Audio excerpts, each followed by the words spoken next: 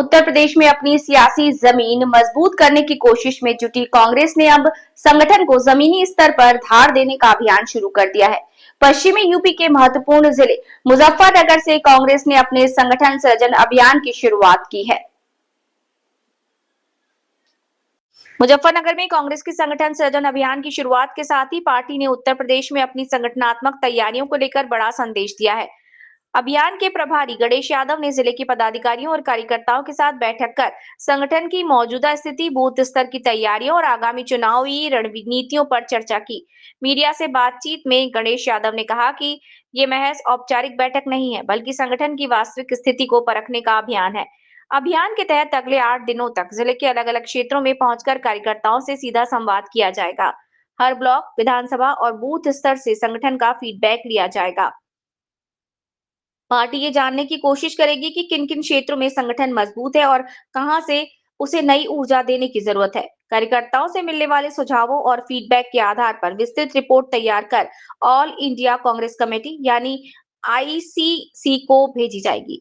इसी रिपोर्ट के आधार पर संगठन में भविष्य के बदलाव और जिम्मेदारियों का निर्धारण किए जाने की बात की गई है।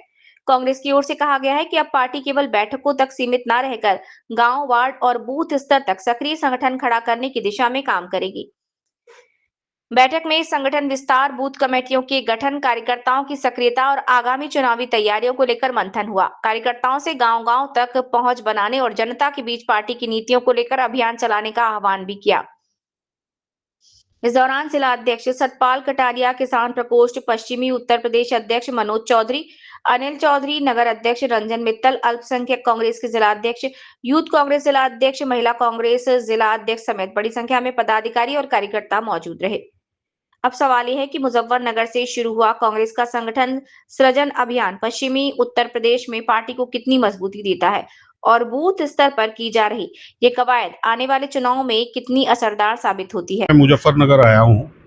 जैसे कि मैंने अभी बताया कि हमारे नेता श्री खरगे साहब और राहुल गांधी जी और केसी वेणुगोपाल जी की सोच थी कि अहमदाबाद में जो सेशन हुआ उस सेशन के बाद डिस्ट्रिक्ट कांग्रेस के अध्यक्ष का चयन एकदम डेमोक्रेटिक प्रोसेस से हो जाए और उस डेमोक्रेटिक प्रोसेस के तहत हर जगह से सीनियर ऑब्जर्वरों को हर जिले में नियुक्त किया गया है, जिसमें काफ़ी सारे ex chief ministers, x MPs, AICC secretaries, x ministers, current ministers भी इसमें सहभागी हुए हैं। ये कांग्रेस पार्टी को मजबूत करने के लिए एक बहुत ही डेमोक्रेटिक तरीके से एक मुहिम पूरे देश के अंदर चल रहा है, जिसके तहत मैं आज मुजफ्फरनगर आया हूँ। क्या उद्देश्य इसका है? इसका उद्देश्य एकदम क्लियर है कि कांग्रेस पार्टी को जो नेतृत्व करेगा इस जिले के अंदर, उसका चयन नीचे के जो हमारे वर्कर है, हमारे कांग्रेस पार्टी के सपोर्टर्स और जो जनता के बीच जाकर जो कनेक्ट कर सकता है, वैसे एक व्यक्ति को हम ढूंढे, कांग्रेस के आने वाले नेतृत्व को हम ढूंढे और उसको जिला अध्यक्ष की जिम्मेदारी सौंपे। आपको लगता है यूपी में आपकी पार्टी कनेक्ट कर पाएगी पब्लिक से? 100% कनेक्ट कर पाएगी। मैं आपको ये बताना चाह रहा हूँ कि अगर आप देखेंगे कि यूपी की जनता भी त्रस्त है आज के करंट गवर्नमेंट के ऊपर।